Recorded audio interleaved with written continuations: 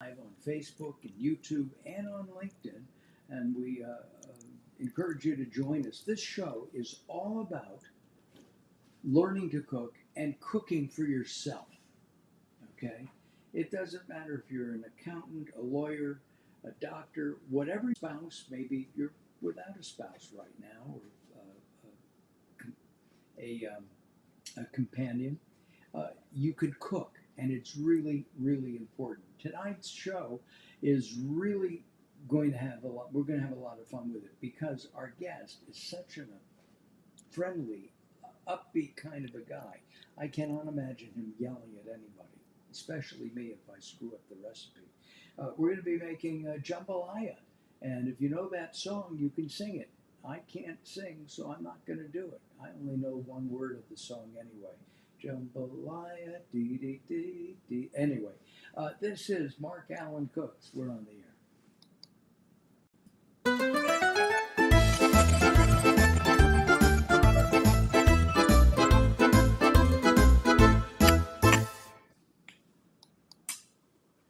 And of course, what I don't want is I don't want our guest to review me because I might cry. Our guest spent 10 years as the editor in chief of Rotten Tomatoes, and Carol loves Rotten Tomatoes. Not the kind that you would maybe eat. No, no, no. The movie reviews and TV reviews. So we're going to bring Matt Atchitsey on right now. He is now with Story Merchants.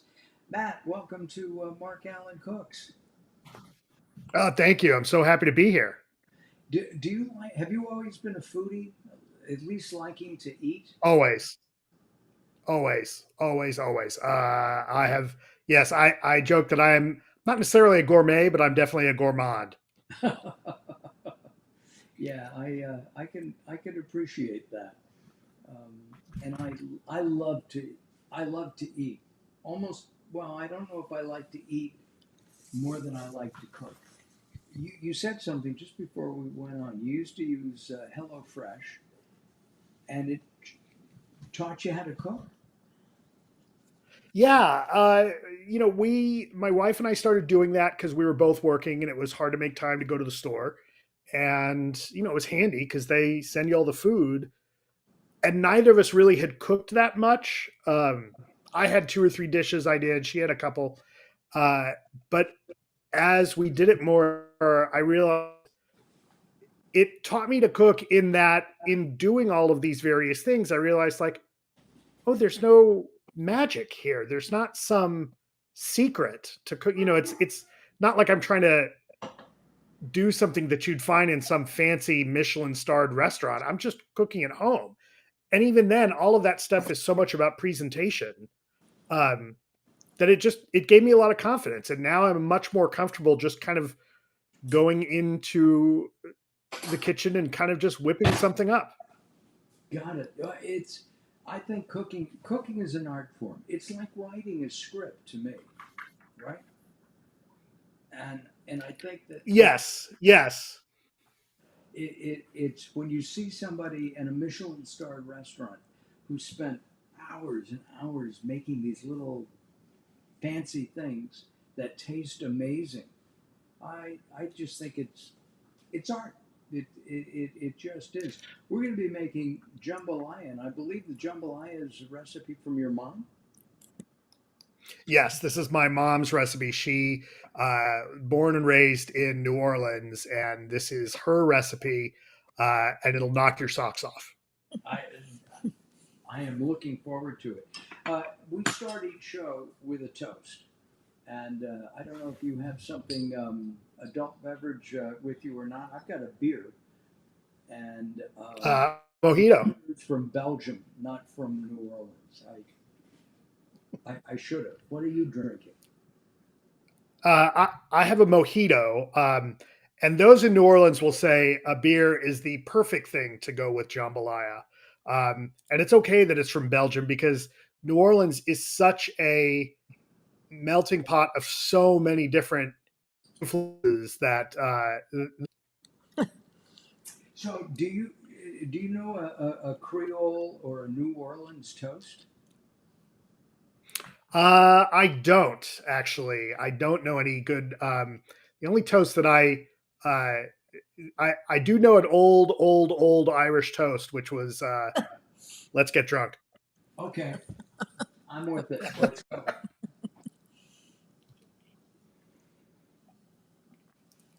And I'm drinking a Stella. Who's the guy featured in the Stella commercials right now, Carol? I don't know. The soccer player. Oh, And Beckham, Beckham. Beckham. Beckham, Well, if he can drink it, so can David Beckham. I. Well, we're going to start. I have a smoked andouille sausage right in front of me, right here. I'm going to cut this up. And Matt, tell me when your mom would serve this. So this was pretty much a family regular. Every probably every couple of months she would do this. One of the nice about this is that it's pretty hard to really mess this up. Um, Good. Jambalaya is, a particular type of cooking where, the history of jambalaya is some people think it's kind of based on paella. Some people say it's based on West African cooking because there was in the West African kind of Senegalese region, if I'm not mistaken, they cooked with a lot of rice, and it was kind of throw everything in the pot and then cook the rice with it, and the rice is going to soak up the flavor there. So, um, to that extent, as long as your ingredients are good and they all blend together well in the pot, then yeah, throw your rice in and it's going to be great. But we would make this from time to time, especially if we were having an event, because it you can eat, what you're making, the recipe that I sent, it probably serves at least 6 people. Um, you can easily make it for more than that. Well, we're I cut it down a little bit, but when Carol bought the sausage, it's almost a pound. So everything else is a little bit less. I'm gonna turn the flame on and melt this butter. We have some butter in here, about 3, maybe 4 tablespoons of butter. When you cook now, do you use recipes? Do you follow the recipe, or do you kind of ad lib? I tend to follow the recipes, but I will improvise. I will add stuff. Although my wife, there was a stint that I was cooking for a while, and my wife, after a few weeks, said, "You have to stop doubling the butter and sour cream and cream cheese in any recipe because her pants were getting too small." So Uh, hey, I get that. yeah, Um, yeah. and and you know, improvising. I mean, it's what I've done almost all of my professional life. Uh, Improvising and being spontaneous. Um, when you've done several podcasts. You work with Ben Mankiewicz as one, the Young Turks. That's something that I could be an old Turk, but not a young Turk. And um, uh, that's all improvised. Oh yeah, yeah. I mean, it's and you'll know this, Mark, more than almost anyone. Part of hosting and even being a guest, it's the good conversation, right? And being able to be a good conversationalist does involve being able to improvise and think about what your audience is there to hear and what's going to be interesting to them. Um, I took an improv class while working at Rotten Tomatoes to help me with my interview skills. Um, and it actually turned out to be one of the greatest tools in my marriage um, because it allowed me to hear the subtext of things my wife would say to me without Fair enough. previously I wouldn't know it. I took a couple of classes years ago at the Groundlings, and Yeah, those are great classes. I was at the Upright Citizens Brigade, the UCB theater. got it, got it. All right, here we go. How long have you been married? About This is our 13th year. Oh my goodness. Wow. Well, congratulations. All right, the butter is. Thank you. I think I put this in next, the sausage. Yeah, go ahead and throw that sausage in. Yeah. Okay. And for once, I've remembered my rules. And I'm going to turn the heat up a little bit. Now, this is not one of the healthier meals that we've made here on Mark Alyn Cooks. It's not. But it's, I love jambalaya. I love gumbo. I love the etouffee. Oh yeah. I Etouffee. will say this may not be a particularly, say low calorie meal, but it's not processed. It's all, outside of the sausage. Like this is all fairly natural ingredients, right? You may get canned tomatoes, but at least like you're not wondering what's in it, Right. if that helps. Which is good. When you're cooking, do you look for things like preservatives? Do you look for things like genetically modified foods? I'm not really thinking about preservatives because if I'm cooking, I am trying to find fresh ingredients. It's, I might, depending on what I'm making, I might get like the pre-chopped onions at the grocery store to save myself a step. Now, as you stir that, Mike, you're going to want to make sure that if you see anything, kind of collecting on the bottom of the pan, you want to scrape that up. You may not see, sometimes you don't see any, but just kind of keep an eye out for that. And same thing when you add the chicken in a couple of minutes. Okay. We're going to let this cook for a little bit more. I wish you could smell this. Matt, it smells great already. Oh, I'm sure it smells delicious. I'm going to look here. And then right now we're going to put in some chopped ham. Yes. Okay. Yeah, and some Let's a person that does that, but I don't have issues if you want to do that. Sometimes people don't want to add ham. It's kind of whatever you feel like. But a nice smoked ham will add a nice kind of smoky flavor to it. This is now this takes some time to cook. We're going to do that. We'll let it sit there. Let's talk about what you're doing now. You went from critiquing all those poor filmmakers, and now you're working with filmmakers. There's a big difference. There is a big difference.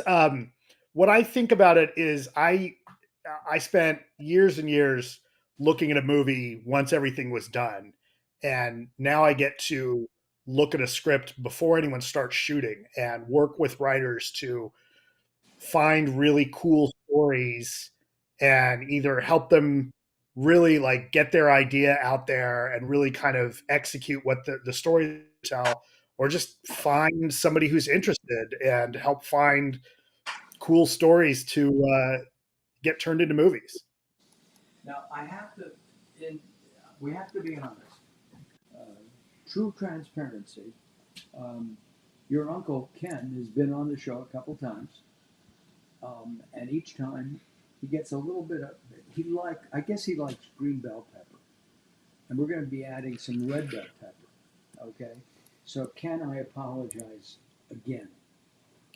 There's just something about green bell pepper, and I just heard from. Barbara Weller was on last week, and she said green bell pepper can actually make some people ill because it's not a ripe vegetable or fruit. It's actually a fruit, I think. So, just a point. And you're not a green bell pepper. That's more justification. I do not like green bell peppers. Never liked them. You might never liked them. I've never liked them, and I always thought, well, maybe I just don't like peppers. And then when I remember the first time I tried a nice red bell pepper that had been grilled, and I thought, oh my God, this is amazing. Yeah. So it wasn't peppers that I don't like. It's the gross green peppers. They're gross. They're gross. I agree. And when Carol and I first started dating, we would order a pizza, for example, mushroom, onion, and green bell pepper, because I thought she liked it, and she would put it off pull them off, and I would too. And I don't know how long it took, but one of us said, and it was probably Carol, said, "Don't you like green bell pepper?" I said, "No, I hate it. Why are we putting it in our pizza? Because I thought you liked it." "No, I don't like it." Anyway, thought it was, you know, it's a kind of an O. Henry story. Our life has been. I'll tell you a fun thing to do if you like red and yellow peppers. I've done this before, and maybe this will be the second thing we come and do is baking some jambalaya and stuffing a pepper, like doing a stuffed pepper with jambalaya in it is Oh, that's delightful. Delicious. We'll be over. All right.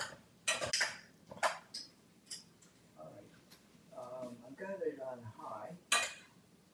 It's cooking up. Chicken is cooking up nicely.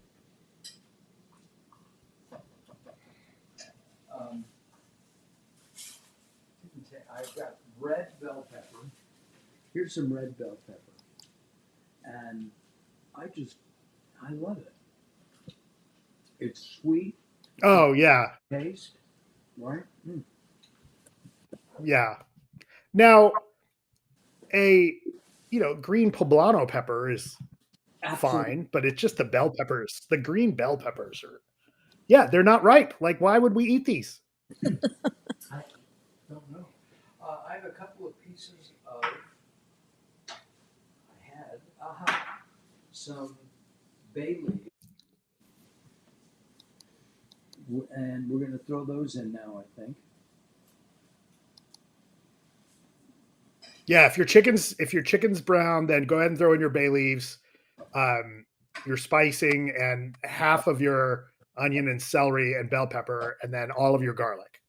Okay, so I can add the. Tell me that again. I can't remember. Okay, Yeah. that's okay. So you have your seasoning, right? Go ahead and add your seasoning that you're going to use, your 2 tablespoons of seasoning. Go ahead and put that in. And we're going to be using Tony's Creole, right? Yeah, that's great stuff. And I think it is 2 teaspoons or 2 tablespoons. 2 tablespoons. That'll do it. And then you'll do your onion. So all of your vegetables that you have, your onion, your celery, and bell pepper, only put half of each one in there now. I goofed. That's okay. That's okay. I took some of the So the reason my mom has told me the reason she does half at once and half of the other, part of it's a texture thing. So you'll get really soft some really nice soft vegetables, and then you'll get some that have a little bit still of a because you're going to add the rest of them later. And what about, I have some tomatoes, chopped tomatoes here. Hold off on the tomatoes, but you're going to put the garlic in. And how much garlic? You're going to have a tablespoon of minced garlic. All right. I am using Melissa's pre-chopped garlic. And maybe a little. Great. We like a lot of garlic. That's okay. Keeps the vampires away. Yes.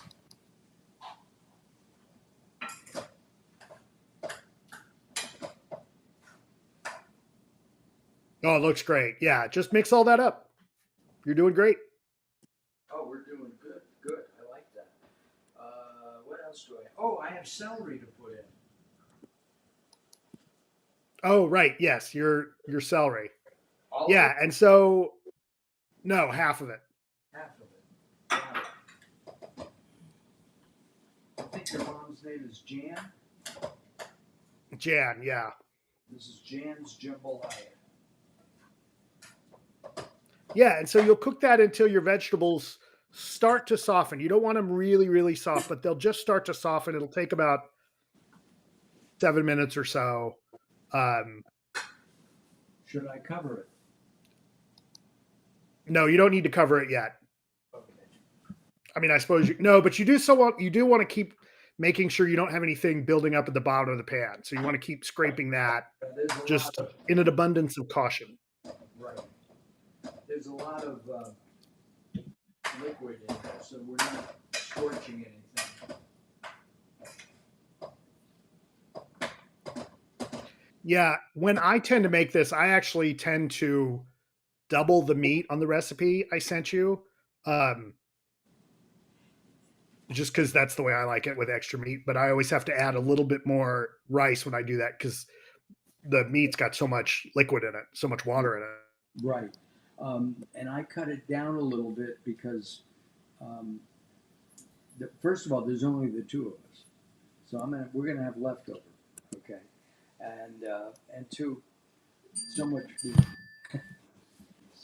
Meat is, I do like it. Okay, the chicken is cooking up nicely, and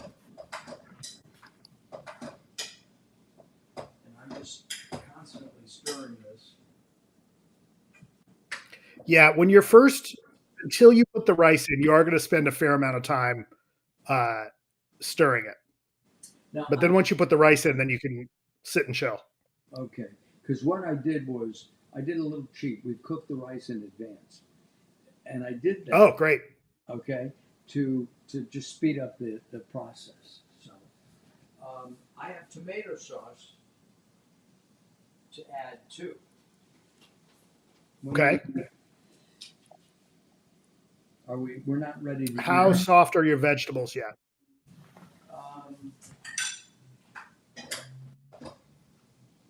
the onions are soft.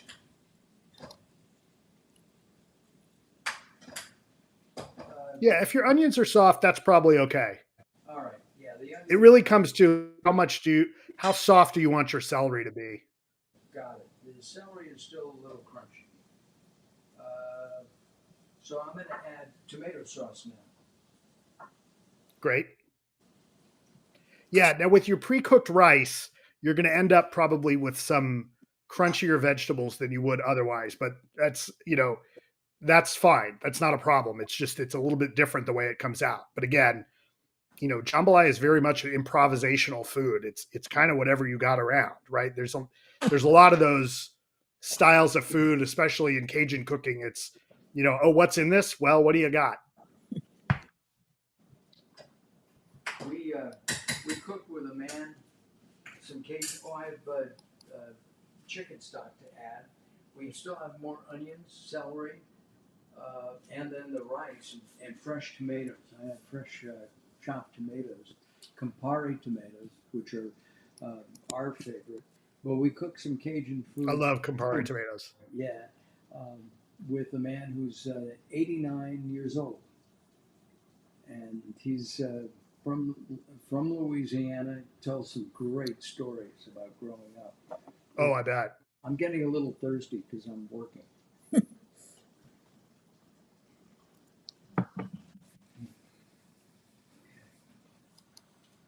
Everything is.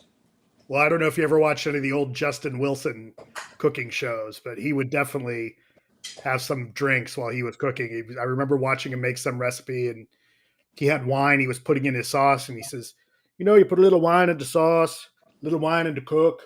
I remember the Galloping Gourmet, and I was reading about him. He on camera he appeared to be drinking a lot, but off camera he didn't. So I always thought that. Huh.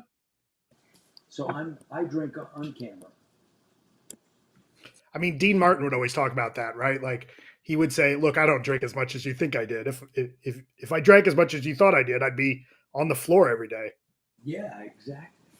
But there are people who can drink like a quart of vodka and still walk. Not me. More power to him. Yes. All right, so you're probably in good shape to put in the rest of your vegetables and the tomatoes. All right. So here's the peppers. And by the way, this was uh, one whole pepper. This is a sweet onion.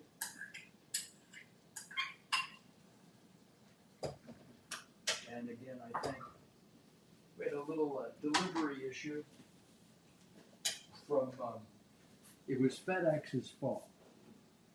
And I know that as soon as we're done, FedEx is going to have a big 25-pound box of vegetables from Melissa's. Of course. I'm going to put the rest of the celery in. And again, I tell the audience this all the time, that I'm not a professional cook. I'm a home cook, and I like to cook. And I think that, having a pizza every day and stacking up your pizza boxes in the kitchen is not what the kitchen was meant for, right?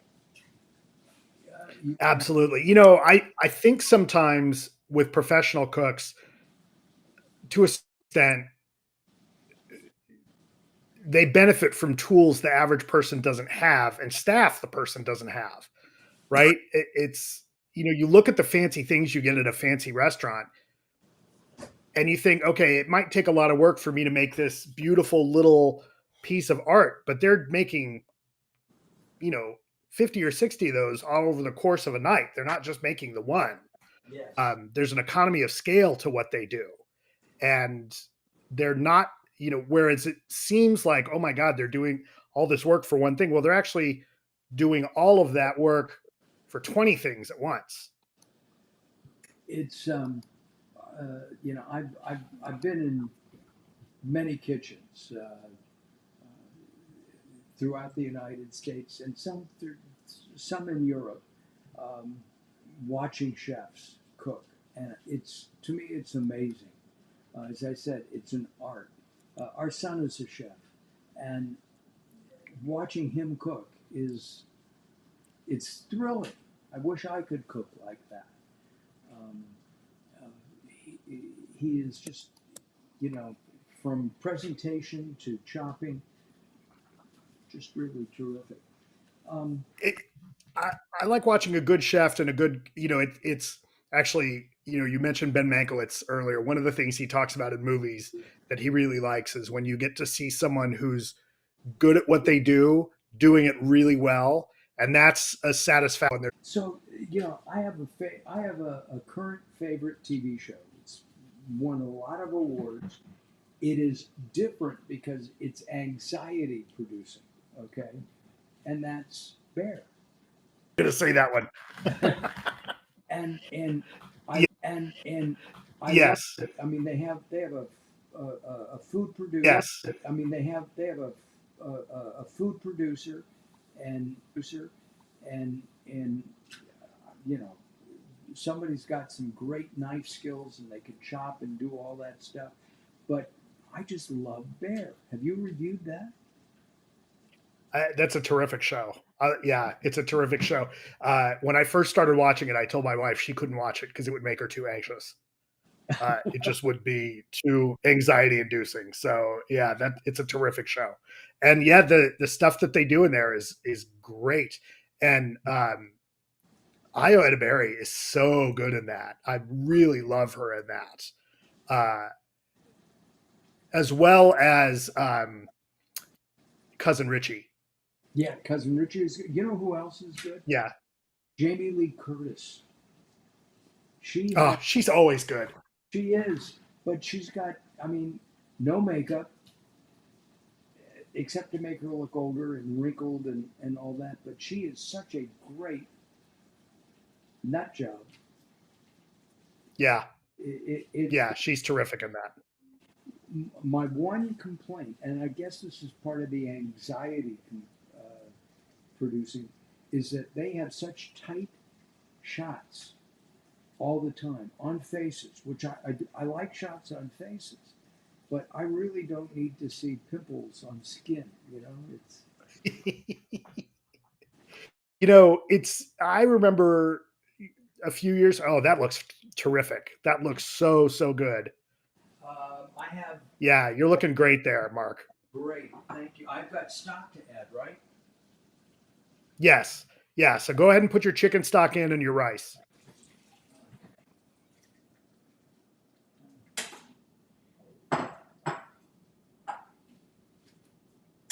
Now, it clumped a little bit. I cooked it earlier. There. That's okay. Yeah, the only difference with what's going to turn out for you is that when you're otherwise cooking the rice in all of the broth and vegetable juices. So if you were to separate the rice out from everything else, you'd get this flavor blend of all of those things in there. It'll pick some of it up just because you're going to put it in there with all of the other things. But what happens when you're cooking it with the rice is it'll come out.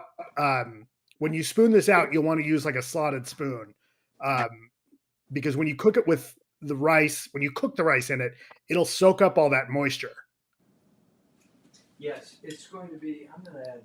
You know what? I'm just going to add all the rice. You can never.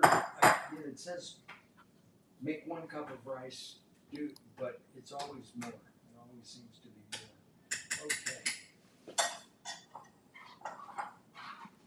Now we're getting close to. God, does that smell good? Right? Yeah. This whole thing. I think the rice will, because I cooked it earlier. I think it will soak up some of that juice. Somebody told me that a lot of times in making jambalaya, you make a roux, which is with butter and flour of some kind, and that thickens it. I haven't done that. I make a roux if I make gumbo, but I haven't done that with jambalaya. But that sounds like an interesting thing to try. Yeah. Yeah, my jambalaya comes out fairly thick because I'm putting, as I mentioned earlier, like I tend to add a little bit more rice so it comes out and really soaks up all of that moisture, and it doesn't come out it comes out moist but not like super wet. Got it. It comes out like rice, right? Yeah. And there are the dogs. One of those dogs is Yes. different Yes. than me. I just Yeah. So the one that we're hearing right now, that's my pit bull Jelly Bean, who both of my dogs are upset that they are in the other room and not able to be here, chewing on things in my office. I'm gonna cover them. I think for a little bit. I don't know. Should I cover that or let it? Yeah, go ahead and cover it. We'll let it go for a minute or so, and then I'm gonna do. And I know that it needs to cook a little bit longer.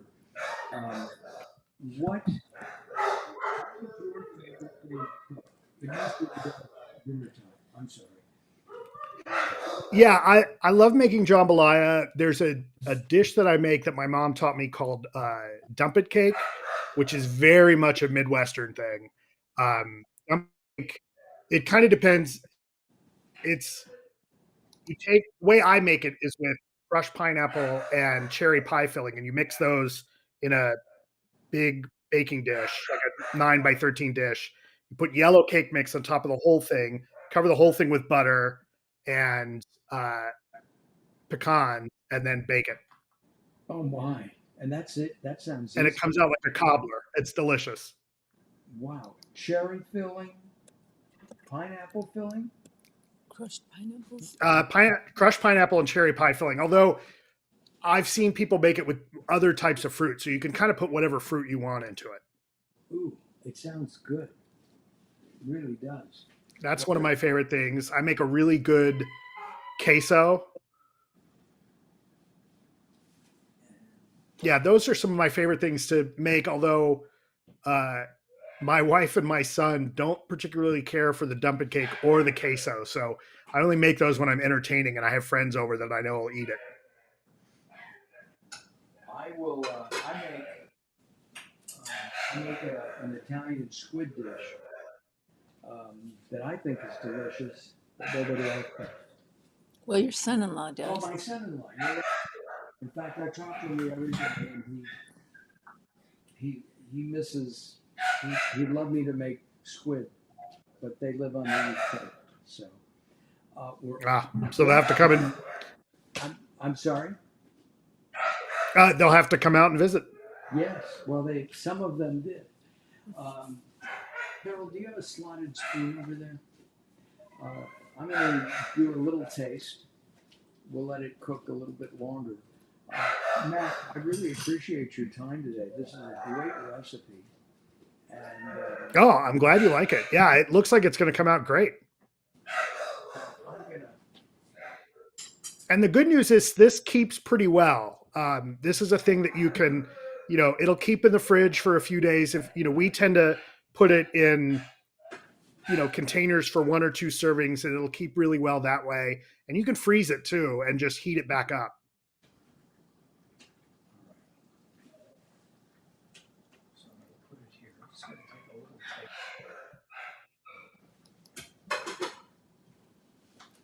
And I have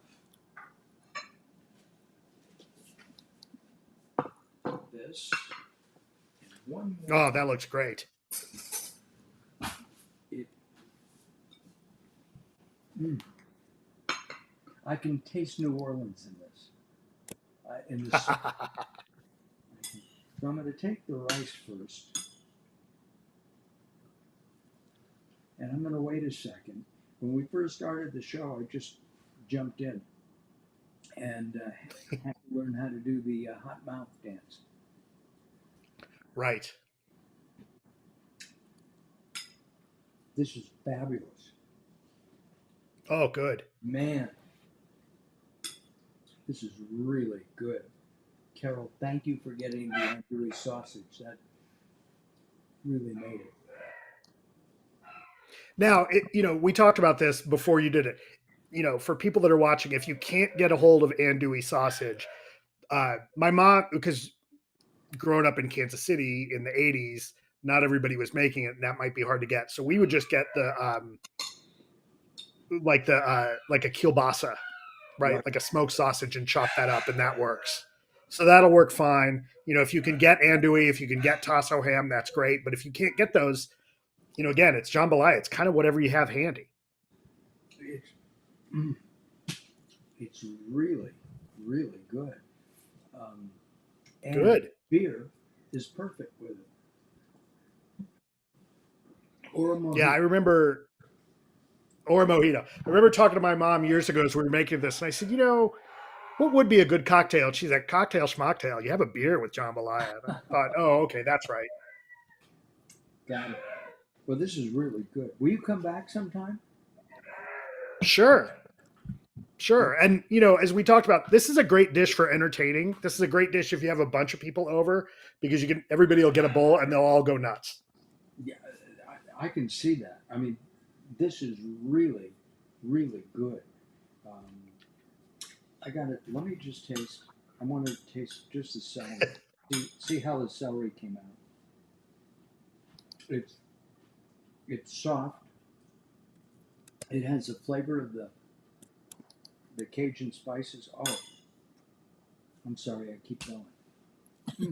That's okay. This is one of the recipes I consider one of my secret weapons, because if you're willing to, especially if when I'm entertaining, I will do all of my prep work ahead of time, like you guys have done. And then you kind of just whip it all together. And as we saw, it takes about 20 minutes to kind of just cook everything. And then you let the rice go, and it comes out spectacular. And people think you've been in the kitchen all day. And it's easy. This is something that's super, super easy. Yeah. I really appreciate it. I'm glad you're going to come back. Maybe you'll come back with Ken, with your uncle, and the two of you. Okay. The three of us can. can cook. We actually did a Cajun cook-off with uh, with uh, with Ken. I think it was last year for New Year's. Anyway, um, Well, we'll arm wrestle about the peppers. yes, exactly. We've got two arms to his one. Right. All right. Hold on a second. Um, I appreciate it. Thanks a lot, Ken. Thanks a lot, Matt Atchity from Story Merchant. And if you want information, you can go to storymerchant.com. If you're a writer, you should definitely check it out. All right. Let me tell you what's happening next week.